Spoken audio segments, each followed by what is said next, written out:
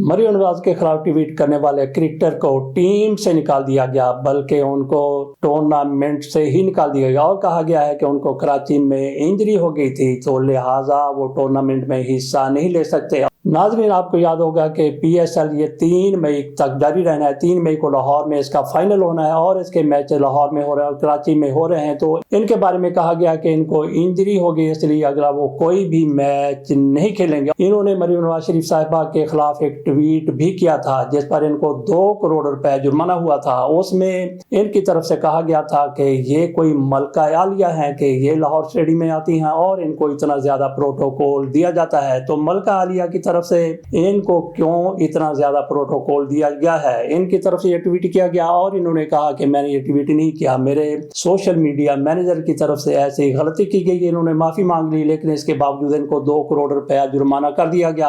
अब ये खबर सामने आई है कि इनको इंजरी हुई है और इनको टूर्नामेंट से ही निकाल दिया गया है। ये PSL का कोई भी मैच नहीं खेल सकेंगे। इसके पीछे गेम क्या है? क्या यही हकीकत है कि इनको इंजरी हुई है और इनको टूर्नामेंट से और टीम से निकाल दिया गया है? तो दुआ करते हैं अगर इनको इंजरी हुई है तो फिर नसीम शाह को अल्लाह ताला सेहत अता फरमाए, और ये भी हो सकता है कि नसीम शाह पर इतना ज्यादा दबाव हो कि उन्होंने ही खेलने से ही इनकार कर दिया हो।